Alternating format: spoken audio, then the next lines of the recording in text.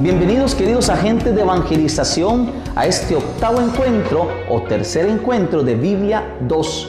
En esta ocasión vamos a desarrollar el tema 25 de Tu Palabra Me Da Vida, que son los libros poéticos. Y vamos a tratar también el tema 26, que son los libros sapienciales.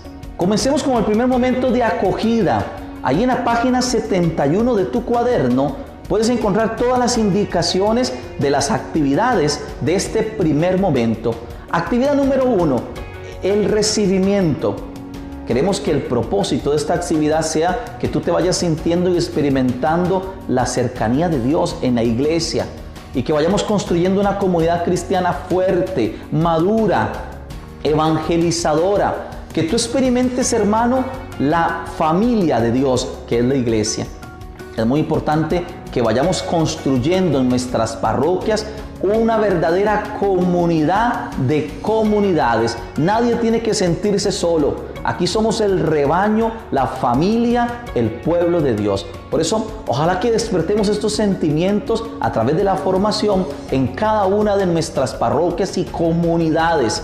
Superemos aquellas dificultades, aquellos egoísmos, aquellas soberbias que muchas veces están presentes y dejemos que Dios nos haga una sola familia, su pueblo, su rebaño.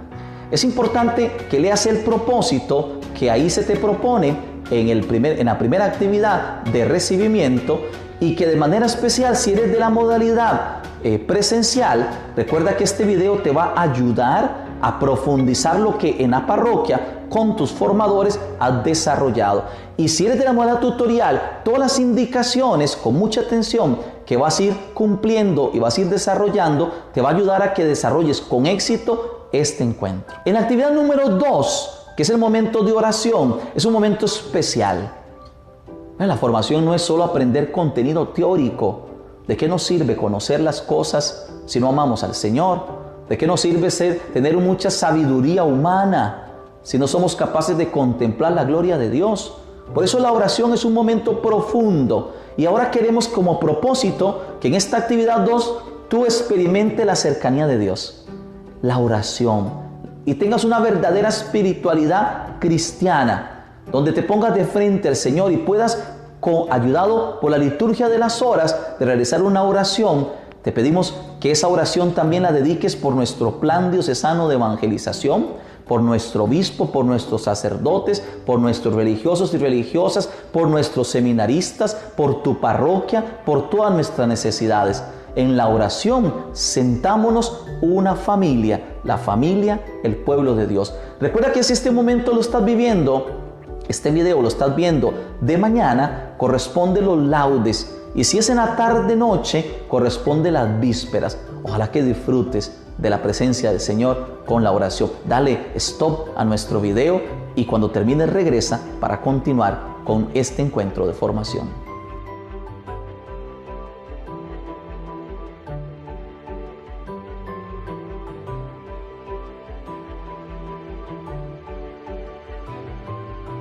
En esta actividad 3, ahí en tu cuaderno, en la página 71, que es la dinámica de integración, tenemos un juego, que es el juego de los nombres. Te invito a que anotes ahí el reto que ahora te presentamos. Ojalá que disfrutes de esta dinámica.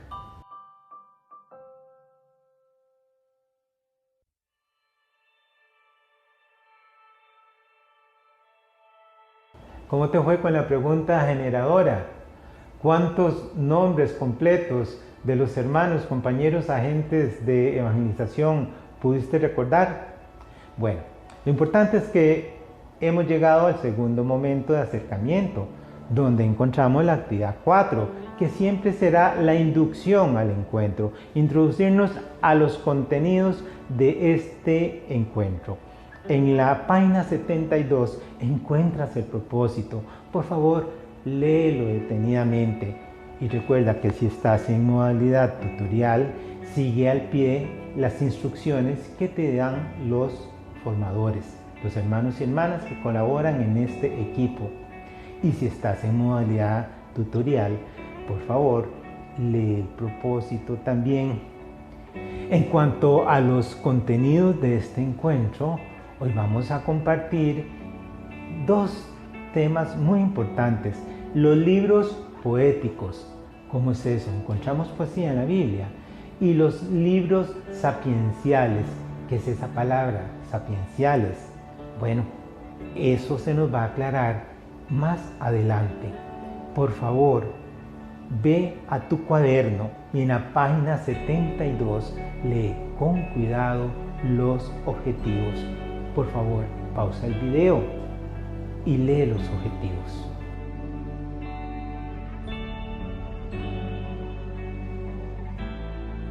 Muy bien, siempre es importante que los objetivos estén claros. Llegamos a la actividad 5, la dinámica de reflexión. Por favor, nuevamente te vas a dirigir en tu cuaderno en la página 72 y vas a contestar las preguntas que ahí se te formulan. Que esta actividad sea de mucho provecho.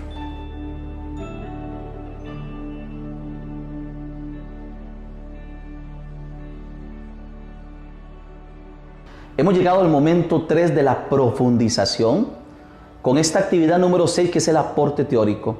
Una invitación especial a que leyendo el propósito puedas disponerte para la enseñanza que ahora se te va a presentar. El Padre Mario Montes, biblista, nos va ahora a ilustrar sobre estos libros del Antiguo Testamento. Es muy importante que pongas mucha atención, que prepares tu oído, tu corazón, tu mente, para que este conocimiento de la Sagrada Escritura también lo puedas poner en práctica en tu vida. Vamos a recurrir a la página 251, a la página 288 del texto de Tu Palabra Me Da Vida. Ojalá que disfrutes mucho de este aporte teórico que ahora te presentamos.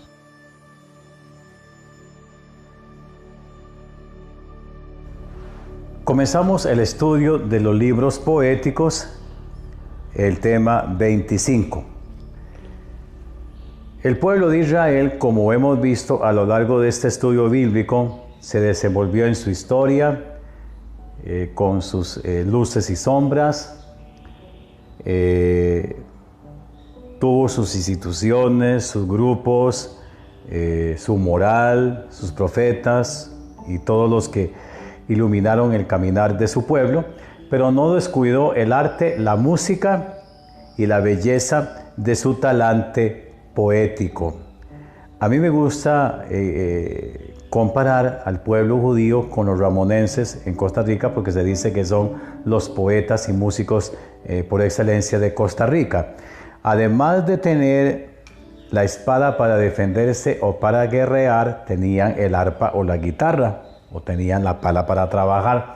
Entonces son, como buenos orientales, grandes poetas y grandes músicos. De manera que en este tema vamos a ver el aporte que ellos nos han legado desde el punto de vista artístico, desde la poesía y la música bíblicas.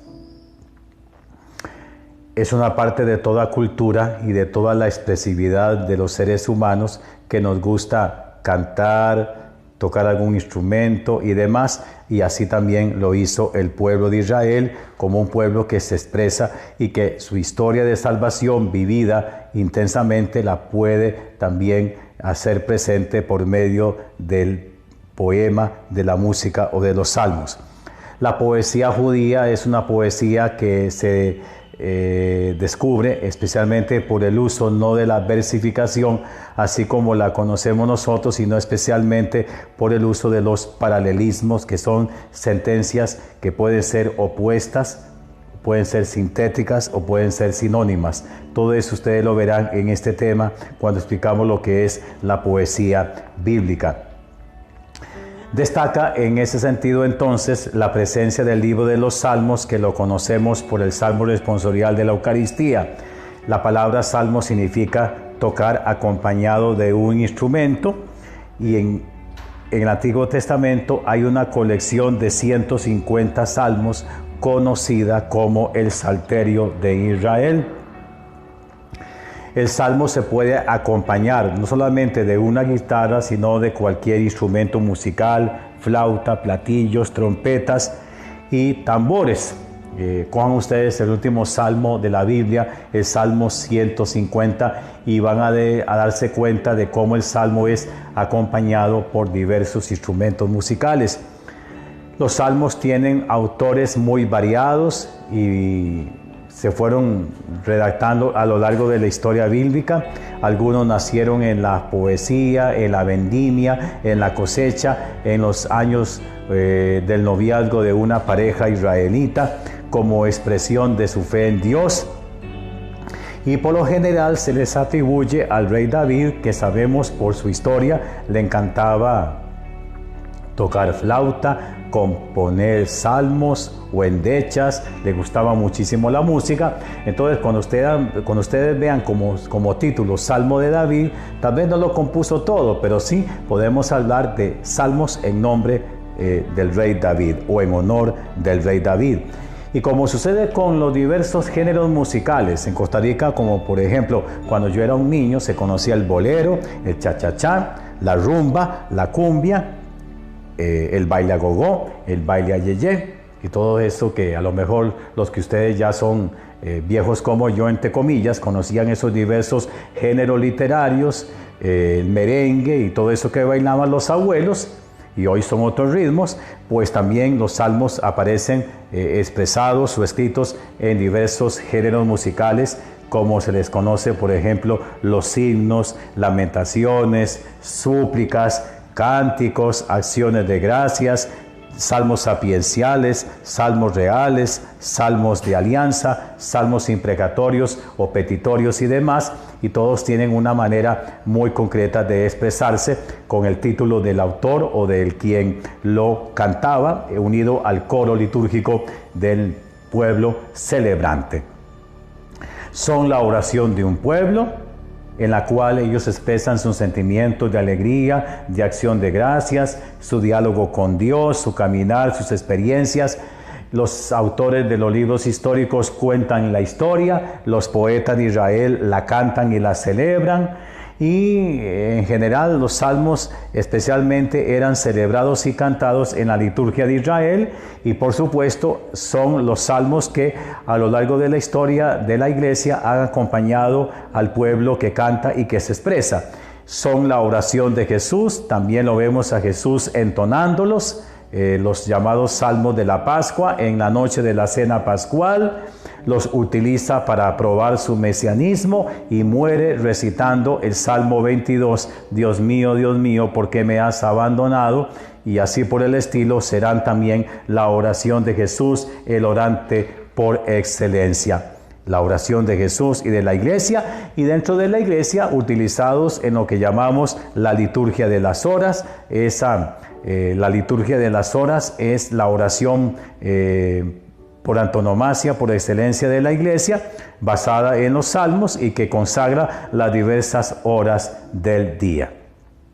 Ahí aprenderán cómo la numeración de los salmos obedece a criterios especialmente puestos por los padres de la iglesia, y que habrá de ser cambiado porque la primera numeración es el salmo hebreo, y la que ustedes verán entre paréntesis es la numeración que se ha hecho desde la traducción griega de los salmos o la traducción latina. Por eso ustedes cuando vean los salmos y un número entre paréntesis se van a dar cuenta de que el número entre paréntesis es el que utiliza la iglesia en la liturgia y especialmente la celebración de la Eucaristía.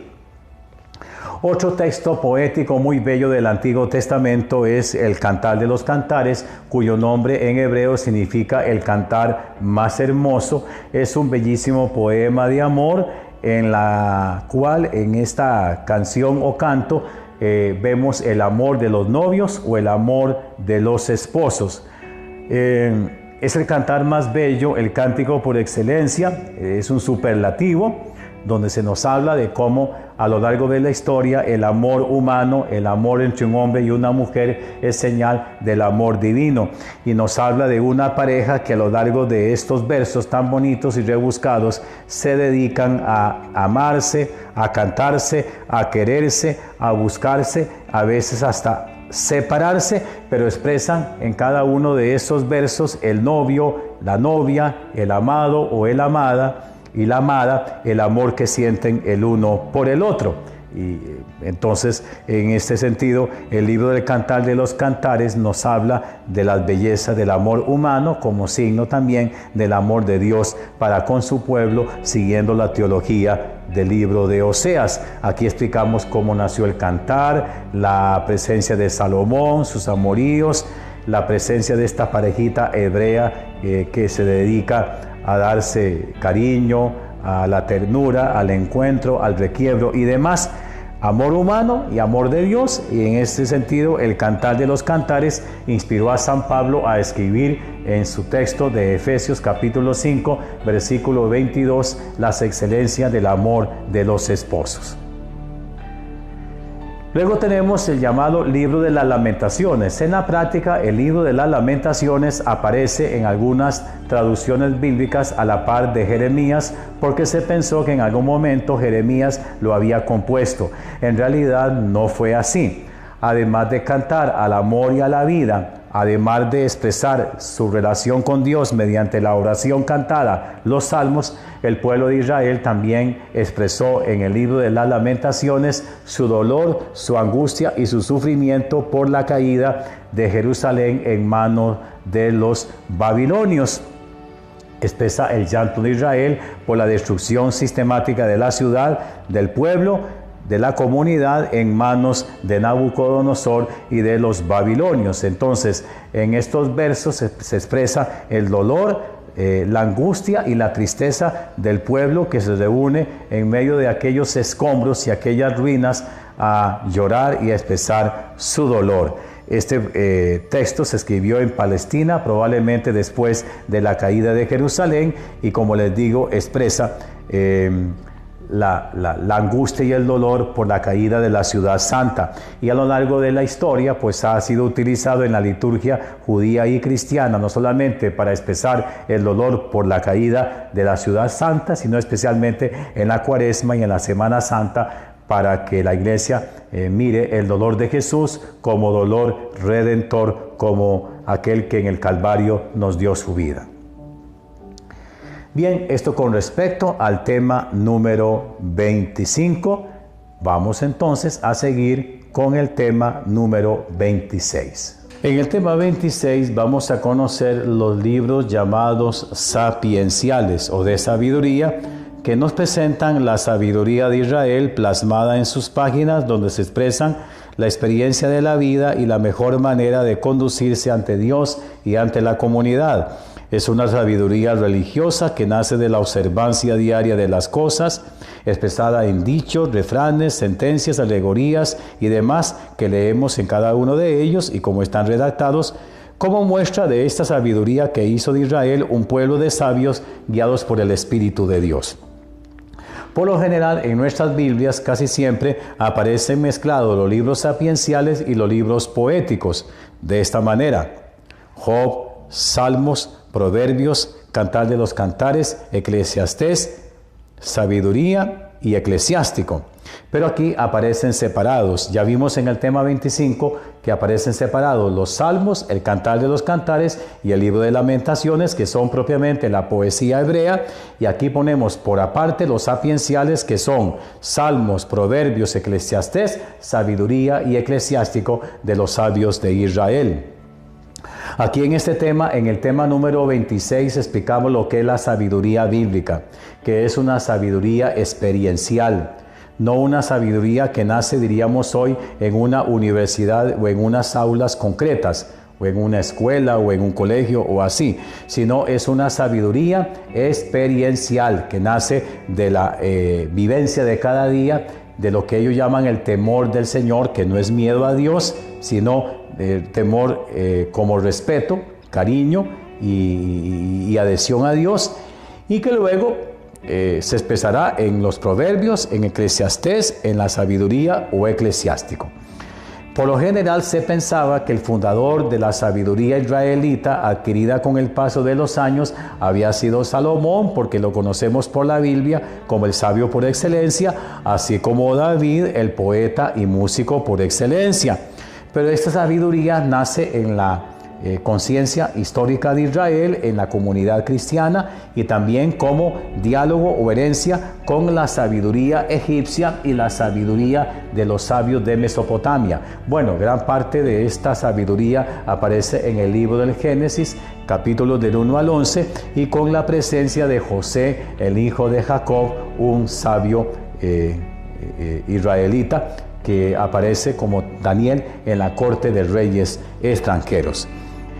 Bueno, entonces aquí explicamos en qué consiste esa sabiduría, el mensaje de los sabios, el aporte de la experiencia, el aporte a nivel teológico en la fe del Señor, el temor de Yahvé, que como hemos dicho, no se trata de tenerle miedo a Dios, sino ese principio de la sabiduría que consiste en respetar a Dios, obedecer sus mandamientos, y toda esta sabiduría experiencial se plasma en los escritos sapienciales. Ya habían desaparecido los profetas, ahora quedan estos hombres y mujeres de Dios que son los guías de Israel hasta la llegada de Jesucristo. Recuperan esta sabiduría mediante el uso de los refranes, los proverbios, los dichos, las sentencias, las parábolas, las alegorías, los poemas acrósticos. Utilizan el alfabeto hebreo, como aparece, si ustedes lo pueden ver en su casa, en Proverbios 31, 10 al 31, donde el poema se monta en lo que se llama el alefato. En cada una de las consonantes hebreas viene un verso dedicado, especialmente en este texto, a la mujer hacendosa. Y como les digo, mediante estas formas sapienciales, como las conocemos por los dichos de los abuelos, se expresa esta sabiduría que nace de la experiencia.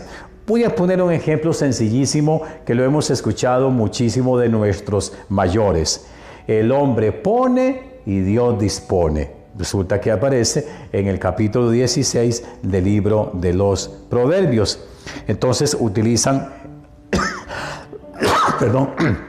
el refrán, la sentencia, el paralelismo, la fábula, la adivinancia, el poema numérico, que puede ser 3 cosas me gustan, 3 cosas no me gustan, así por el estilo, el relato sapiencial, como lo veremos con el libro de Job, y otras formas muy conocidas en Israel, puestas por los sabios.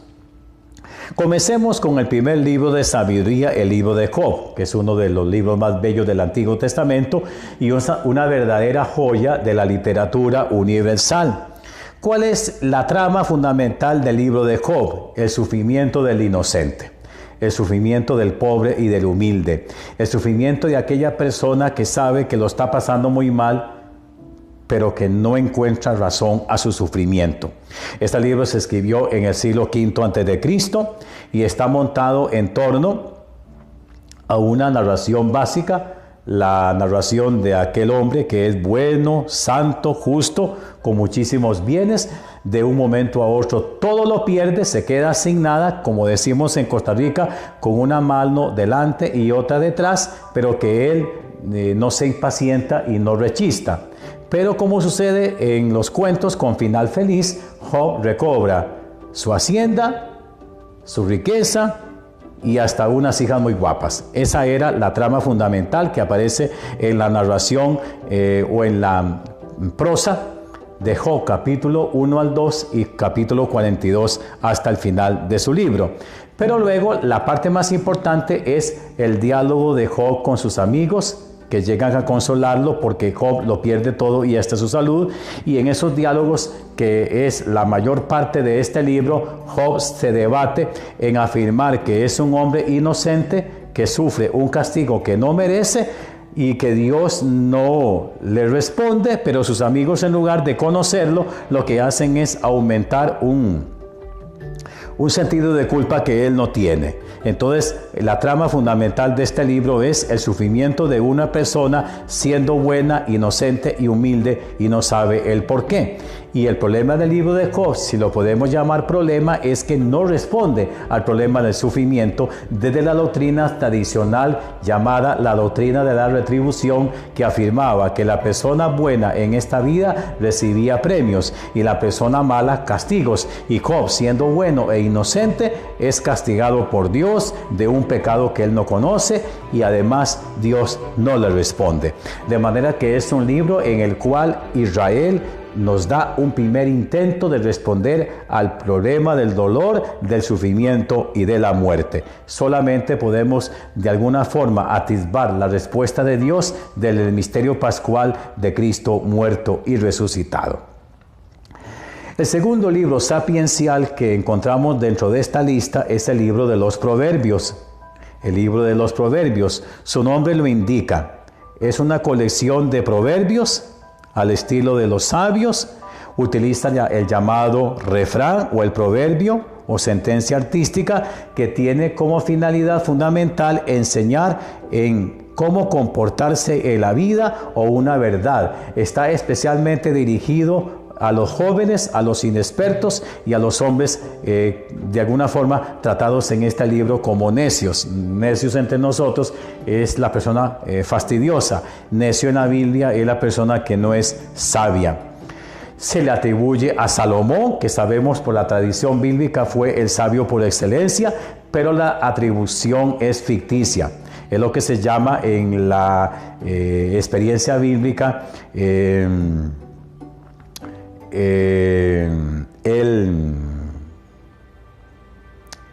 el que escribe se hace pasar por otra persona para darle importancia a los libros. Bueno, entonces aquí tenemos varias colecciones de estilo sapiencial, varios poemas. Aquí mencionamos los capítulos 1 al 9, una serie de pequeños poemas puestos en boca del papá para la enseñanza de sus hijos, las colecciones salomónicas, capítulos del 10 al 22, el resumen de los sabios, proverbios 22 al 24, los proverbios del capítulo 24 al 29, colección segunda salomónica, el Proverbios capítulo 3 de un sabio llamado Agur de Masá en Arabia, y luego especialmente el poema de la mujer perfecta, Proverbios 31, 10 al 31, que ustedes pueden ver en su casa, lo analizan, y si tienen a su mamá viva, pues se lo dedican ese poema el Día de la Madre. Entonces, en realidad, el libro de los Proverbios es un precioso manual de vida práctica para el comportamiento moral y ético y sapiencial del pueblo de Israel. Por encima de esa sabiduría experiencial humana, los sabios dicen que son iluminados por la llamada sabiduría de Dios, que aparece en Proverbios 8, 22 al 36. Seguimos con el libro del Eclesiastés, que aparece en algunas Biblias como Coelet. Coelet significa predicador, el que predica en la asamblea, el que preside una asamblea.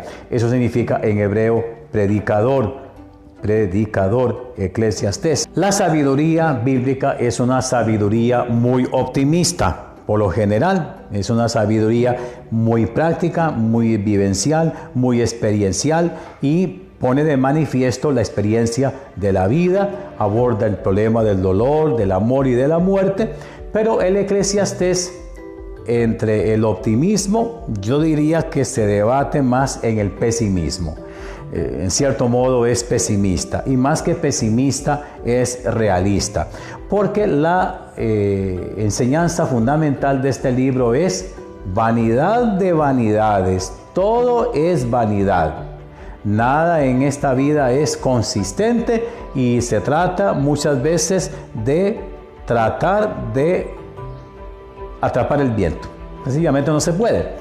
Entonces, como todo es relativo, como todo es vanidad y nada es consistente, la palabra vanidad viene a ser como la definición de la pelusilla, no tiene consistencia, es como pelusilla todo.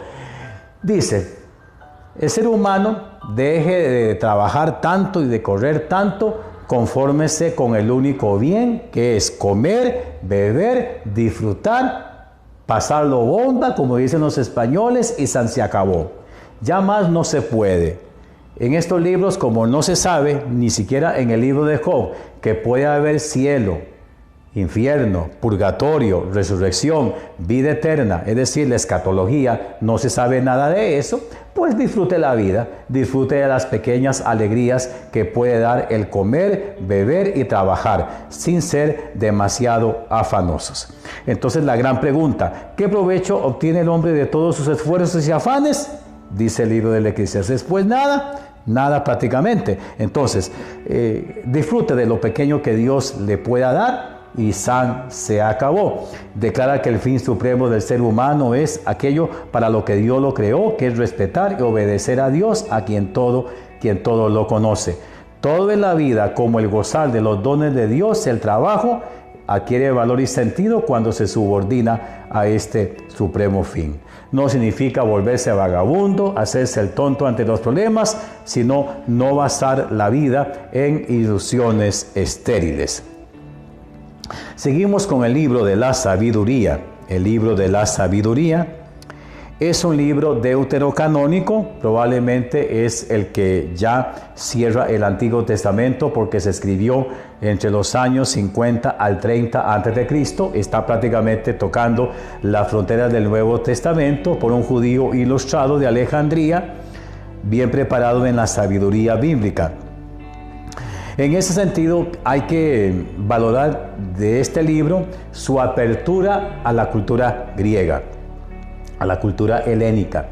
Sabemos por la experiencia de los libros de Macabeos que Israel se defendió de la cultura griega porque la pensaba como una cultura que atentaba contra la religión y contra sus valores más queridos. Pero aquí la ventaja de este libro es que poquito a poco, si este sabio se desenvolvió en Alejandría o en algún lugar de la diáspora judía, se abre a la filosofía griega, haciendo un diálogo con la fe de Israel, una obra de síntesis.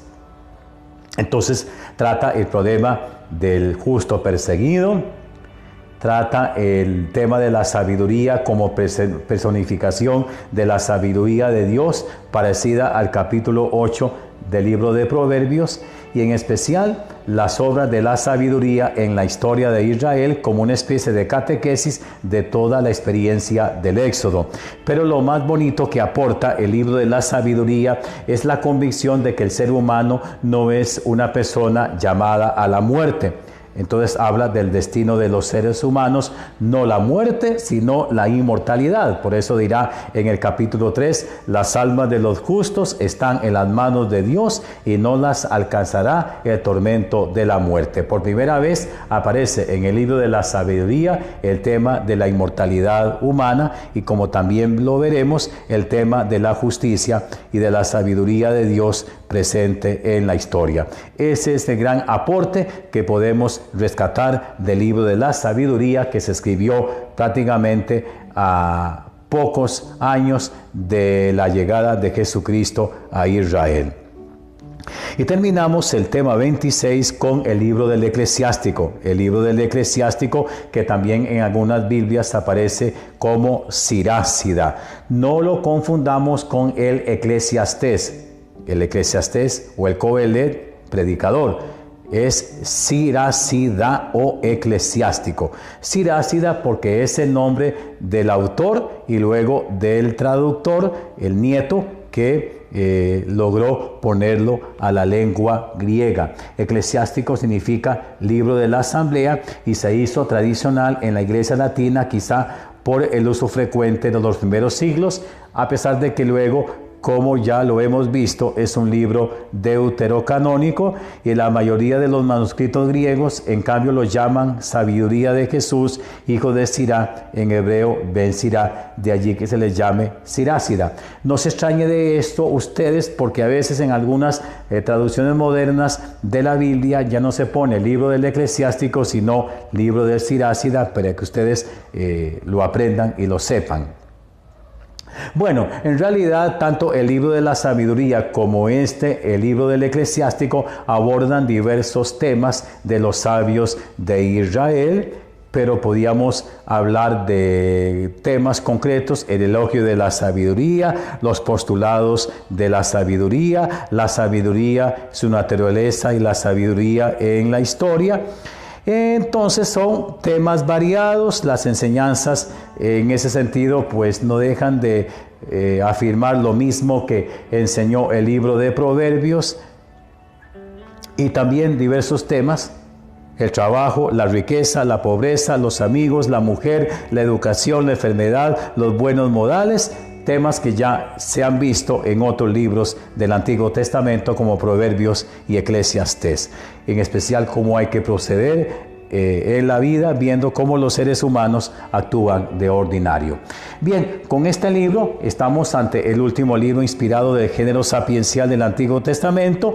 El ideal que él nos propone tiene las limitaciones propias de su época, pero también encierra valores permanentes que fueron asumidos por el Nuevo Testamento, en especial por un escrito sapiencial que es la Carta de Santiago, que intenta de alguna manera también la Carta de Santiago poner en evidencia la necesidad de vivir la fe y las obras. Es muy bello, es importante dedicarle espacio y tiempo a verlo. Al igual que el libro de los Proverbios, consejos muy valiosos que nos pueden servir a todos: llevar una vida recta, buenas relaciones familiares, recomienda virtudes, señala deberes, piedad con los papás, paciencia en el sufrimiento, ayudar a los que pasan necesidad, ser hospitalarios, compostura en el comer, el saber hablar, el silencio en su debido momento. En síntesis, una verdadera sabiduría. Bien, entonces con este tema 25 terminamos los libros sapienciales y terminamos todo el Antiguo Testamento.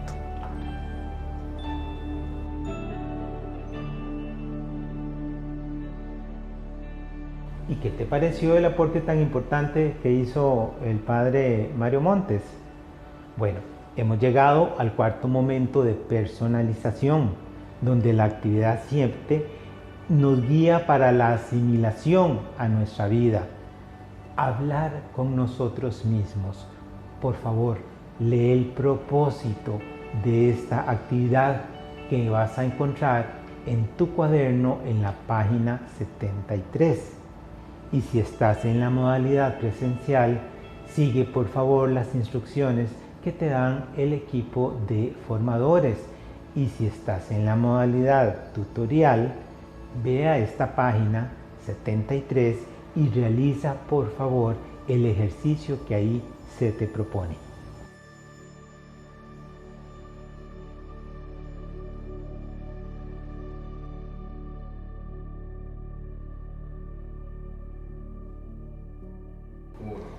Para el encuentro octavo de los libros de la Antigua Alianza, en el momento quinto tenemos dos actividades que deben de entrelazar lo que ya hemos vivido a lo largo del encuentro. En una primera actividad tenemos la oración conclusiva y en una segunda actividad el ejercicio de maduración. Es importante escuchar lo que hemos vivido para que también podamos complementar y madurar nuestra fe y por consiguiente en el momento en que nos corresponde realizar esta oración sea de la mejor manera, siempre creciendo en nuestro encuentro con el Señor.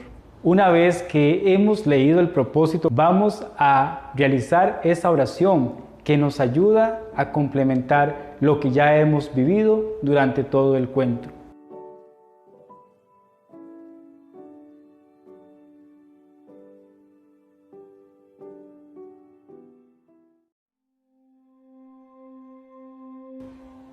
Ven Espíritu Divino, manda tu luz desde el cielo. Padre amoroso del pobre, don en tus dones espléndido, luz que penetra las almas, fuente del mayor consuelo. Entra hasta el fondo del alma, divina luz, y enriquécenos. Mira al vacío del hombre si tú le faltas por dentro. Mira el poder del pecado cuando no envías tu aliento.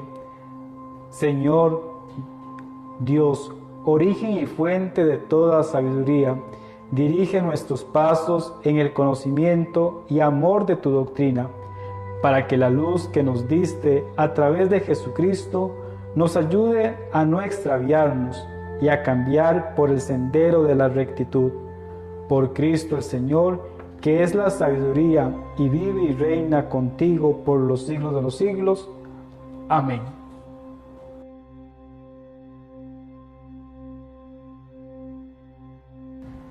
Para el ejercicio de maduración del encuentro octavo, el cuaderno de trabajo nos pide que respondamos a las siguientes preguntas.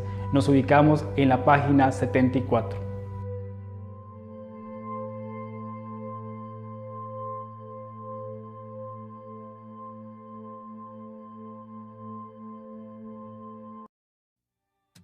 Muy bien, queridos agentes de evangelización, que hemos vivido este encuentro de formación de Biblia 2 de nuestro itinerario de tronco común. La invitación especial a que al final de este encuentro tú te comprometas a responder con responsabilidad, con madurez, el ejercicio de maduración. Este ejercicio de maduración inicia en la página 74 y te ofrecemos 24 preguntas para que tú puedas, con mucha madurez y con mucha fe, responder a todo lo que has aprendido en este encuentro. Ojalá que esta experiencia te ayude a crecer y a madurar como discípulo del Señor. Recuerda que conocer las Escrituras es conocer a Cristo. Nos vemos en el próximo encuentro. Tú me haces cantar, tú me haces vibrar.